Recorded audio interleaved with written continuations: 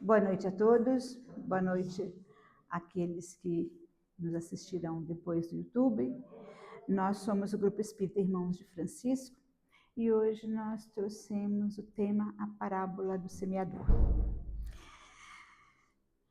Daí a gente fica pensando assim, semeador, o que tem nesse nosso tempo de tecnologia, o que para a gente é semeador?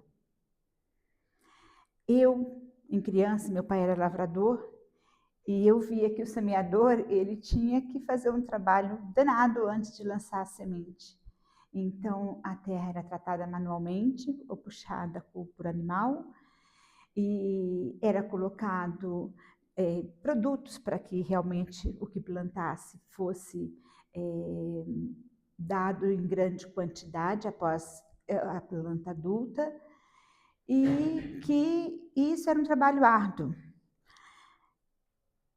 Parábola do semeador, e quando a gente fala em parábola, lembra quem para a gente? Qual é a lembrança que nós temos? Qual é a personalidade que sempre falava por parábolas? Jesus, né? Ele falava por parábola toda vez que ele estava com uma multidão. E aí os discípulos que estavam mais acostumados a lidar com ele, a estar com ele, de fazer perguntas esclarecedoras, e o mestre sempre atendia, disse a ele por que ele não falava de uma forma mais simples com a população, com o povo, com os judeus e os fariseus. E ele dizia que os demais, que não eram os discípulos, não tinham olhos de ver e não tinham ouvidos de ouvir. Porque os olhos de ouvido da carne não compreendem no todo o que vê e o que ouve. Mas quando estamos com o espírito desenvolvido, quando temos uma iniciação dos conhecimentos espirituais, então a nossa compreensão ela é mais ampla dos assuntos que nós ouvimos. Então, a pergunta que um dos discípulos fez, nesse caso foi o Mateus, né? Ele respondeu que aqueles que estavam ouvindo, os judeus e os fariseus, eles não estavam prontos para entender. Então, ele falava por parábolas porque vendo, não viam, ouvindo, não ouviam, porque era o ouvido e os olhos da carne. Mas que os discípulos, por eles ter já essa percepção espiritual, que é saber que a vida continua, que a vida não é só essa, que temos outras vivências, então já está em conexão com a espiritualidade, que para eles poderia ser falado de forma mais clara. Então, na verdade, só depois de muitos anos que nós começamos a compreender essas parábolas. E por que parábola? Na parábola, Jesus usava sempre histórias que ele incluía as situações daquela época, das pessoas, dos mandatários, dos sacerdotes que viviam nos templos, que aliás falavam muito, mas falavam mais de coisas externas, não davam uma atenção às pessoas que passavam necessidade, não davam uma atenção a, vamos dizer, aqueles à margem da sociedade. Naquela época, a margem da sociedade eram aqueles que ficavam órfãos, e principalmente as viúvas, e aquela grande quantidade de pessoas doentes, muita quantidade. E os sacerdotes, eles não tinham tempo para isso, e é quem Jesus socorria. Então, em todas as parábolas, tem mais de 50 parábolas de Jesus, ele sempre usava figuras daquele período e situações do cotidiano que estava ali. Então, eram moedas, era fariseu, era samaritano, os grupos que ficavam por ali, eram as sementes, eram os pastores, eram as ovelhas. Então, sempre esses símbolos da época. E Jesus falava dessa forma. Exatamente porque depois, quando nós despertássemos no nosso entendimento espiritual, nós iríamos ser capazes. Jesus sabia, lógico, que nós tínhamos várias vidas e que em algumas delas nós íamos despertar, né? Nós falamos nós íamos porque quando nós sabemos que o espírito demora muito a evoluir, então que nós talvez de uma outra forma estivemos lá naquela época, ok? Então, nós vamos... Opa, desculpa, é lá. Não é lá? Não é isso. É aqui? Ah, tá. Então, nós temos o objetivo. Nós vamos identificar as condições de entendimento e aceitação dos ensinos naquela época, né? Reconhecer a condição da humanidade em relação aos ensinos do mestre e os benefícios que podemos conseguir quando nós seguimos essas orientações. E aí nós vamos ter a introdução, o desenvolvimento e a conclusão. Onde nós até já começamos aqui, né? Então Jesus falava por parábolas porque ele realmente queria usar uma linguagem figurativa para que as pessoas fossem para casa e pensassem. E sempre era desse jeito. A parábola do semeador, larguei de bobeira, vamos aqui continuar. A parábola do semeador é muito simples no começo. Veja só, tinha uma grande multidão e essa multidão acercou-se dele exatamente para ouvir o que ele queria dizer. E vinham pessoas de várias cidades, não só dali da região que eles estavam. E Jesus começou a falar que o semeador saiu a semear a sua semente. E quando semeava, uma parte dessa semente caiu à beira do caminho, à beira da estrada. Essa semente foi pisoteada e as aves do céu a comeram. Será que nasceu alguma coisa, gente? Não nasceu nada, né? Uma outra parte caiu sobre a pedra. Ficou sobre a pedra. Tendo crescido, secou, porque não havia umidade, então ela não desenvolveu raiz. Outra ainda caiu no meio dos espinhos. E com ela cresceram os espinhos, com aquela semente que virou uma plantinha, cresceram os espinhos. E os espinhos a sufocaram. E também não deu nada. Uma outra parte caiu em terra boa. Tendo crescido, deu frutos em grande quantidade, a 100 por 1, 70 por 1, enfim, grande quantidade de produção. E aí ele fala de novo. Quem tem ouvidos de ouvir, que ouça. Essa é a 4ª vez que eu tenho contato com essa parábola. E a primeira vez eu pensei no meu pai semeando, eu falei assim, nossa, que descuido. Como é que Jesus conta uma história do semeador que eu acho que ele foi jogando para acabar logo as sementes que ele tinha lá no reservatório dele, no balde ou no saco, foi jogando de qualquer jeito para voltar para casa logo. Foi o que eu pensei. Hoje nós vamos ver uma outra forma. Essa forma que está escrita, ela está no livro que foi escrito em 1905 de um autor chamado Caiubar Schutel. Caiubar Schutel, na verdade Schutel. Mas nós vamos vê-la no Evangelho de Mateus, no Evangelho de Marcos e no Evangelho de Lucas. Então, lá eles estão narrando. Dessa forma que ela vem um pouco mais simplificada, para que nós possamos discutir. Então, vejam só, pessoal. Nós vamos ter aí a pensar. Será que nós conhecemos esse semeador? Será que esse semeador era um homem comum, como meu pai? Ou será que esse semeador era especial? Que semente esse semeador trazia? Porque ele parecia jogar a semente para todos. Todos tinham acesso. Por que todos? Porque nós vamos ver que à beira do caminho sempre tem alguém vendo o movimento, vendo o que acontece, ouvindo o que falam. Mas essa pessoa que está à beira do caminho vê tanto e ouve tanto que não guarda nada. Não consegue guardar o que está vendo, o que está ouvindo. E vamos ver que a pedra, ela não é um local apropriado para se lançar uma semente. Nem os espinhos. Na verdade, não foi de propósito cair nesse lugar. Então, vamos pensar. Esse semeador, será que era uma pessoa que tinha uma boa intenção? Será que era uma personalidade bem conhecida, nossa? E essa semente? Seria uma semente de arroz, de feijão? Ou essa semente teria um significado maior? O que vocês acham?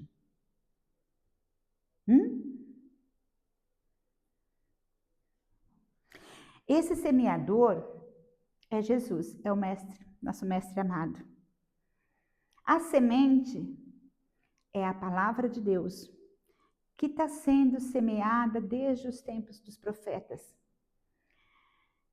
E esses lugares que a semente caiu, somos nós, os filhos de Deus. Toda a humanidade está dividida nesses 4 grupos.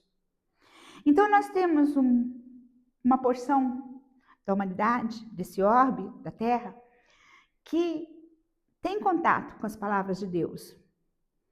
Mas, ao mesmo tempo, tem tanta coisa para prestar atenção, tantas coisas outras, os chamamentos da vida, e não consegue se fixar no aprendizado da espiritualidade, das palavras de Deus.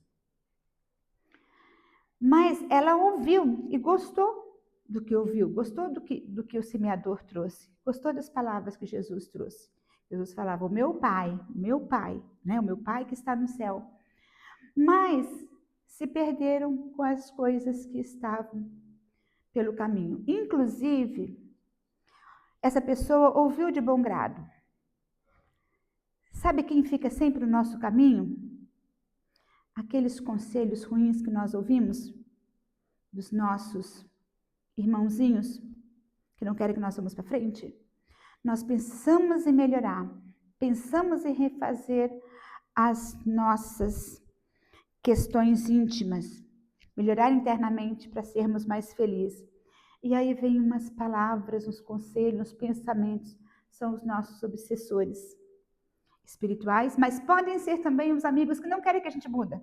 Porque se nós mudarmos, nós teremos luz, nós não vamos ir para alguns caminhos que nós íamos antes da luz. Então, esses também vão nos tirar desse pensamento.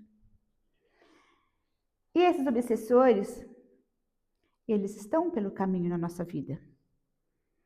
Então, na verdade, a pessoa ouviu, mas achou difícil mudar para ouvir a luz. E aí nós vamos ter o outro tanto de pessoas que nós vamos chamar de pedra.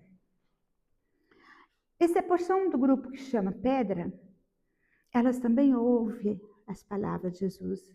Elas têm conhecimento do Evangelho, elas têm conhecimento da mensagem que Deus pediu que Jesus distribuísse. Amor ao próximo, perdoar tantas vezes, perdoar de novo, amar até o inimigo e fazer bem até para o inimigo. Só que ele sendo pedra, ele se distrai muito com as coisas do mundo. Então, o que ele ouviu não se fixa, não provoca mudança nele. Se não provoca mudança, a semente não germinou. E aí nós vamos ter outra porção da humanidade, que nós vamos chamar de espinhos. Essa porção de espinhos, ela se distrai com o chamamento para os prazeres terrenos, com o chamamento para o dinheiro. Não tenho tempo, não tenho tempo, não tenho tempo, não tenho tempo. E aí, tudo que está à volta dela acaba sendo mais importante do que ter um acerto com ela mesma interior e se refazer internamente, e evoluir, e buscar a luz. Por fim, uma boa porção da humanidade é a terra boa. Então, nós vamos ouvir as palavras de Deus trazidas por Jesus. Nós vamos gostar tanto que nós vamos querer espalhar. Nós vamos na casa de um amigo e nós vamos falar. Nós temos um amigo que está mal, ruim, nós vamos dizer para ele da fé, da possibilidade de um dia melhor. Então, nós vamos levar a nossa luz para outros lugares, para outras pessoas. Essas são as sementes que vão render 100 por 1, 70 por 1. Bastante quantidade. Por quê? Quem conseguiu compreender que toda a palavra de Deus, todo o Evangelho de Jesus traz transformação, alegria, felicidade, contentamento e principalmente conformidade, porque é uma doutrina que faz com que a gente procura encontrar a razão de tudo. E tem a razão de tudo. A gente vai ver daqui a pouquinho onde está essa razão de tudo. E aí, quando nós compreendemos essas questões, nós vamos ficar mais serenos. Quando nós ficamos mais serenos, nós passamos a ser mais observadores. Nós entendemos melhor.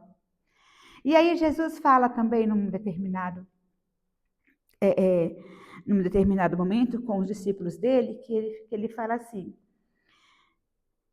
que quem muito tem, mais lhe será dado.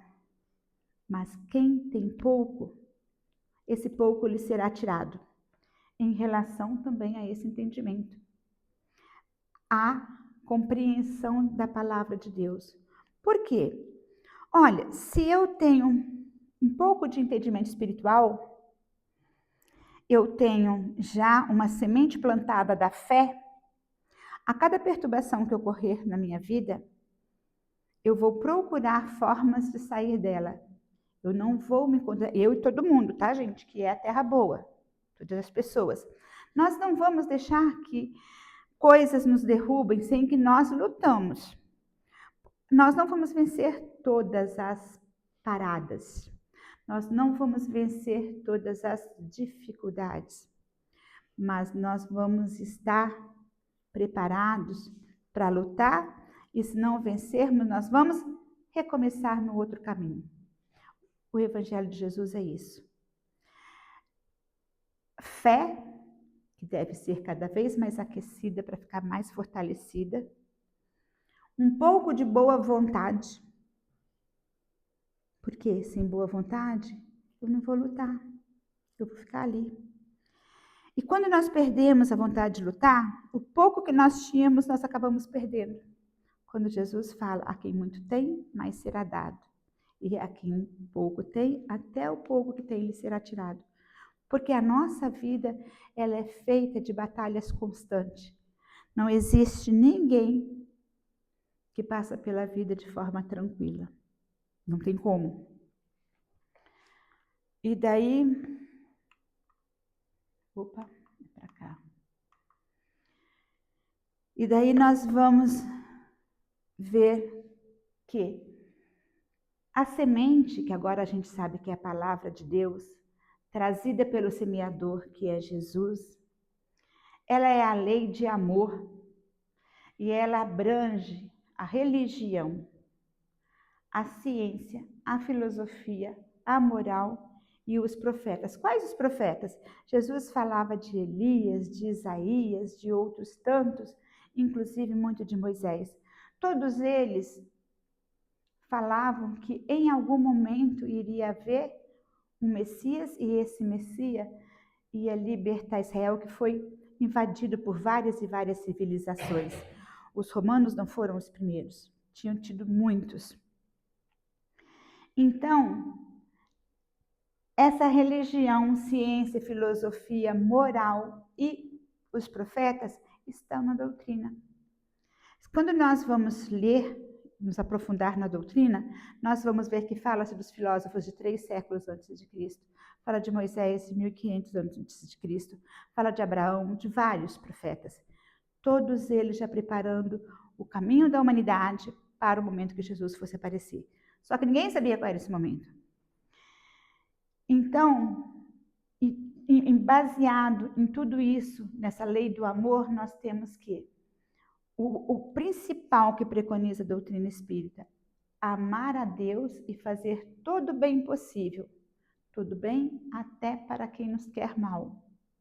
Porque se eu vou fazer mal para quem me faz mal, eu estou sendo o quê? Igual, a mesma coisa. Então, eu só vou mudar quando eu for capaz de fazer algo melhor, algo diferente. Então, tem um outro momento que Jesus fala assim, que se te bater a face direita, oferece a outra. E aí a gente fala assim, pô, então agora bate aqui. Pode bater, Jesus mandou. Não é isso, é exatamente quando nós formos ofendidos, quando nós formos maltratados, nós oferecemos o amor no lugar da ofensa, nós oferecemos o carinho no lugar do maltrato. Nós estamos mostrando para aquela pessoa que existe uma outra face, mas que nós temos que mostrar as faces negativas que nos aparecem, a face positiva.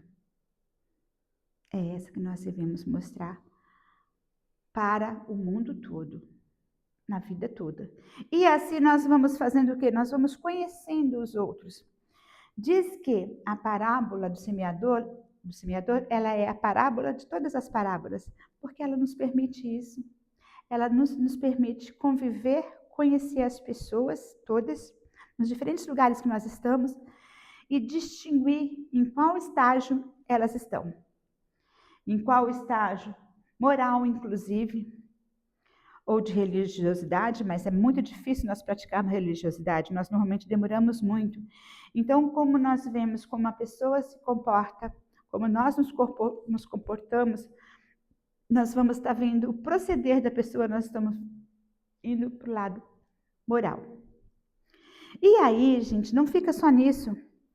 O Emmanuel, muito sábio, ele vem nos dizer que, para que nós possamos ter essa, vamos dizer, esse fator primordial que Jesus falou para que nós pudéssemos participar do entendimento da parábola dele, é ter fé,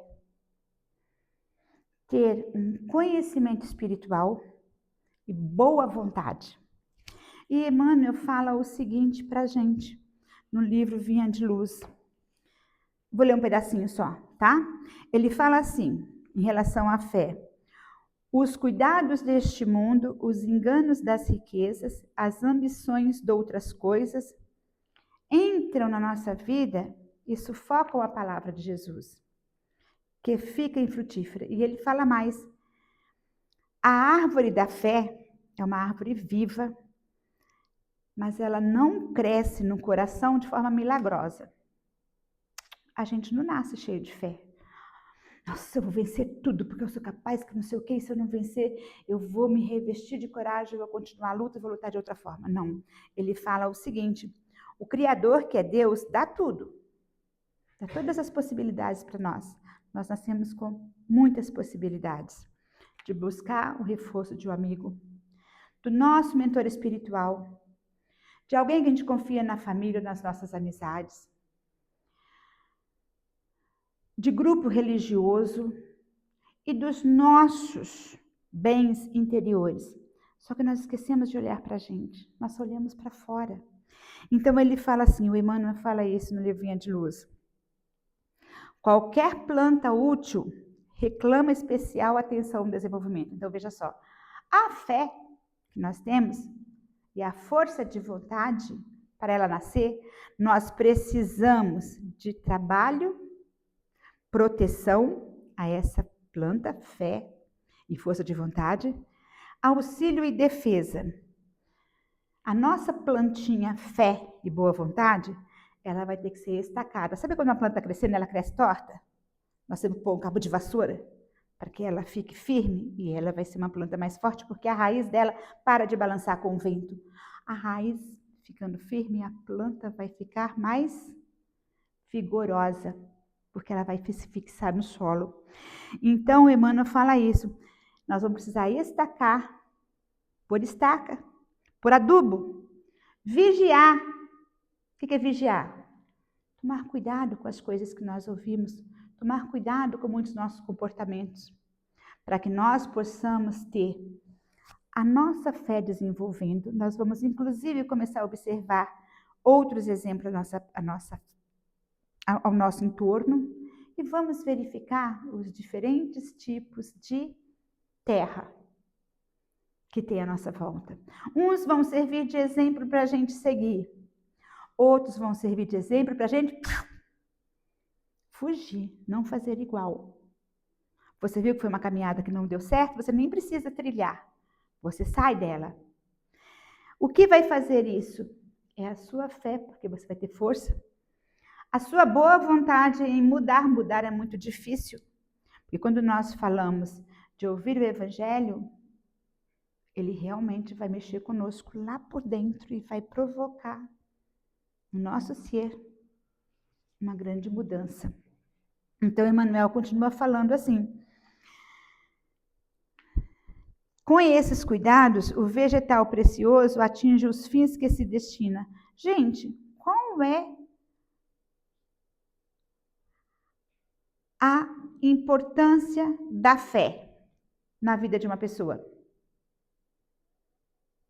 O que vocês acham? Vocês conhecem pessoas que têm fé? Ninguém conhece? E vocês, meninas? Que diferença vocês acham dessas pessoas para as outras que não têm fé? Tem diferença? Quem não tem fé se abala por pequenas coisas. Quem tem fé, por maior que seja o tapa, o tombo, o escorregão, primeiro que ela pensa, eu vou me refazer. Deus está me amparando. Exatamente, é dessa forma. Então, a conquista da fé, dessa fé vigorosa, edificante, ela não é serviço sem esforço. Ela exige esforço, gente. Muito esforço. E esse esforço está nessa mudança que a gente vai começar a buscar no nosso interior. E aí, Emmanuel fala mais um pouco ainda. Qualquer virtude, não vamos pensar assim, eu sou uma pessoa impaciente, vou desenvolver a paciência.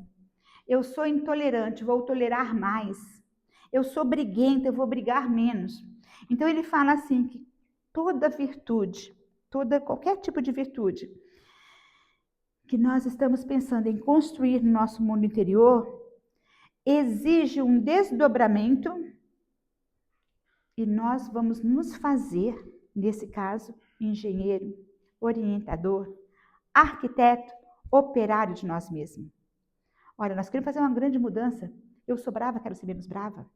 Eu sou intolerante, quero ser menos tolerante.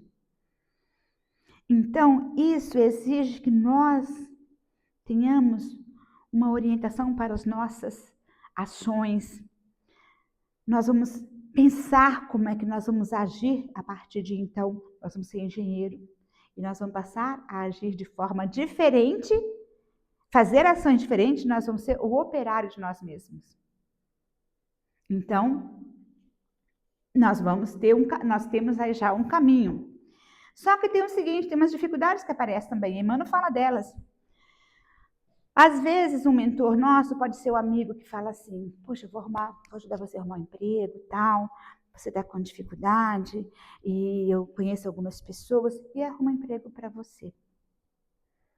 E aí você começa a trabalhar. E aí você fala do seu mentor, ele não era tão bom assim, poderia ter arrumado um emprego melhor. Outra situação, nós vamos começar uma missão de caridade. Só que qualquer caridade que a gente se propõe a fazer tem muitos espinhos. Aí nós vamos falar, fazer caridade? Não vale a pena. Vamos para casa. Outra coisa, empreender essa jornada da virtude, de escolher um dos nossos defeitos e trabalhar nele para nós diminuirmos, nós vamos ter toda a força que o Senhor nos concede interiormente. Nós somos fortes, porque lembra, tem uma história que Jesus falou, todos são deuses, né? Tudo que Jesus podia, nós poderíamos fazer. Então, nós somos deusinhos. Só que quando nós pensamos até na gente mesmo, nós, cada um de nós conosco, vimos uma coisa que nós estamos pisando na bola doidado, nós estamos pisando no tomate. Aí nós vamos começar uma virtude cada vez, nós vamos desenvolver. Dá para mudar tudo. E aí, o que acontece? Nós vamos ter que ter disciplina, vamos ter que ter sacrifício, não vou poder sair à torta e à direito, com todo mundo que chama a gente, nós vamos ter que ser mais regrado. Não vamos poder vestir qualquer coisa. Nós não vamos poder pisar em qualquer lugar, porque tem lugar que não é para a gente mais, nós estamos mudando. Então, o que acontece? É um imposto caro que muita gente paga. Para não pagar esse imposto? Não. Eu vou continuar bravo, não vou mudar nada, vou continuar assim, porque assim não dá. Então, Emmanuel, ele nos alerta quanto a isso. tudo que nós vamos fazer de melhora para nós é difícil. Porque nós vamos enfrentar outra realidade. E essas dificuldades vai nos fazer voltar àquele lugar de antes. Mas nós não estamos procurando conhecimento espiritual? Nós não estamos procurando melhorar? Então, nós temos que pagar esse preço, vamos dizer assim. Então, ao lado das perigosas realizações de perturbação, da sombra, gente, nós sempre falamos de sombra quando nós nos sentimos perdidos em uma situação da vida. Sabe, todo mundo tem um momento que caminha, chega uma hora que está tudo que sim, tem um monte de caminho possível. E nós não conseguimos escolher qual que é melhor. É nosso caminho, mas a gente não consegue. Esse não saber, nós chamamos de sombra. Porque nesse momento nós estamos perdidos, então é tudo escuro. Então, o Emmanuel fala, as perigosas realizações de perturbação e da sombra se concretiza com rapidez. A gente se perde, a gente senta, chora, grita, esperneia. Mas é muito difícil perseverar no bem. Mas é muito fácil atingir o mal. Mas nós não queremos continuar no mal. Nós queremos atingir o bem. Então vamos enfrentar as dificuldades. Não é mesmo? Vou ter recompensa? Vou. Primeiro, paz interior. Depois, a vida vai fluir. Não é que você vai ficar milionário, não, gente. É que você vai ter aquela parada e vai pensar em situações e vai encontrar caminhos para que você percorra. Olha, esse caminho que você vai percorrer, de repente, nem era aqueles que você estava vendo antes.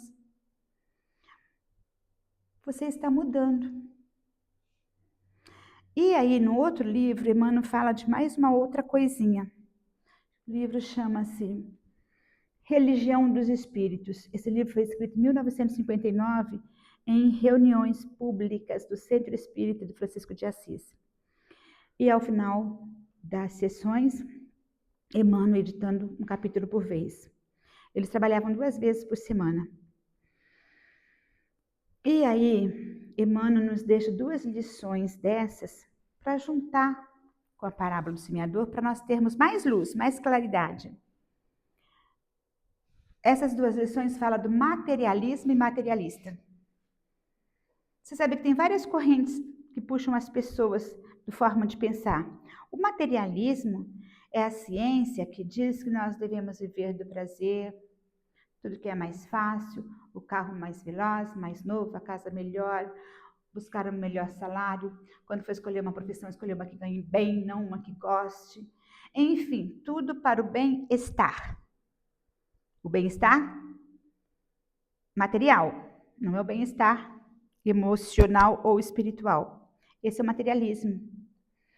E Emmanuel nos fala o seguinte, o materialismo e os materialistas, porque já tiveram vários grupos de materialistas, filósofos inclusive, que eles inventaram como as fábricas produzirem mais rápido, que as pessoas iam comprar mais rápido, como melhorar os eletrodomésticos, que é bom para a gente, facilita muito a nossa vida, mas os materialistas, eles realmente tinham na cabeça deles a questão do bem externo, de fora. Nunca pensava num bem interno, na paz, nas boas relações sociais, nos bons grupos de amizade, na caridade.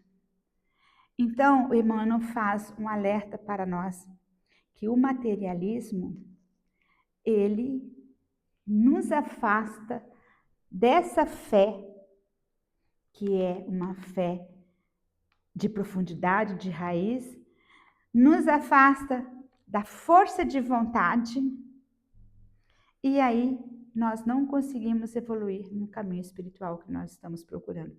O caminho espiritual do entendimento, tá bom? Então, nós temos esses recados do Emmanuel para nos ajudar a compreender isso.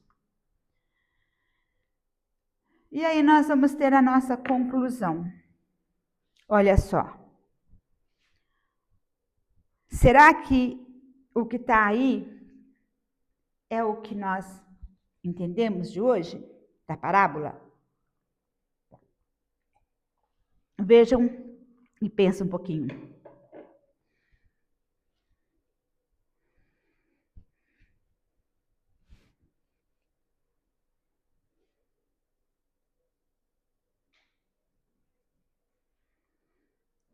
Sempre a palavra de Deus foi essa, do amor, do perdão, do auxílio até aos nossos inimigos. Só que por que não está em todas as pessoas, em todos os lugares? Pela mesma coisa, o nosso orbe, ele é muito grande. E ele está num período que é um período conturbado, né, meus amigos? É um período assim que nós estamos ainda em provas de expiação, uns nascem para provar alguma coisa, porque errou depois, o outro nasce para expiar, porque fez pior ainda. Então, essa desigualdade de espíritos no nosso planeta, no nosso orbe, e essa variedade faz com que um tanto está ligado ao bem e um grande tanto maior ainda está ligado ao mal. Quem está no bem, ele pensa na caridade, ele pensa na liberdade, ele pensa na fraternidade. Mas quem está no mal? Tudo para mim, para mim, para mim, para mim, para os meus filhos, minha mãe, meu pai, minha família. O orgulho, tudo machuca. Ouvir o não de qualquer pessoa, dá para ir jogar pedrada, né? Porque não pode ter o orgulho, o ego atingido. São apegados aos bens terrenos e às diversões passageiras. Tem alguma diversão que dura para sempre? Não, né? Mas tem como nós, em algum momento, tornar o nosso coração leve para sempre? Não importa a idade que nós vamos morrer, nós morremos conformados com o que nós temos e felizes e procurando sempre melhorar, sem derrubar ninguém, sem causar doença para a gente, sem prejuízos outros para nós? Será que é possível? É possível. É possível. Então, a terra que recebe as sementes, ela representa o estado intelectual e moral de cada um. Por isso que nós vamos ser beira de caminho. E nós, sendo beira de caminho por um tempo, nós podemos ir para a terra boa. Quando nós mudamos de atitude. Nós, sendo pedregal, as sementes caem na gente, bate aqui, eu ouço assim, eu não quero saber. Eu sou pedra. Porque eu não quero nem pensar. Nós podemos ir lá para a terra boa. Vai dar um momento que eu vou cair na real e eu vou começar a ouvir a palavra de Deus e vou fazer mudanças em mim. O espião também, ele pode chegar a uma posição de sair daquele sufoco que está ali no meio da sociedade, no meio dele, e ir para a terra boa, aquela que ouve e pratica os bons preceitos de Deus. Que os adeptos do Espiritismo, semelhante ao grande semeador que é Jesus, plantem em todos os corações, todos, uma vez que você vai adquirir esse conhecimento, você planta em todos os corações que você tiver à sua parte, a semente da fé que salva, erguendo a luz do Evangelho. E agradeço a todo mundo, agradeço as pessoas que vão nos ouvir mais tarde, e a gente vai desligar para a gente conversar entre nós, né?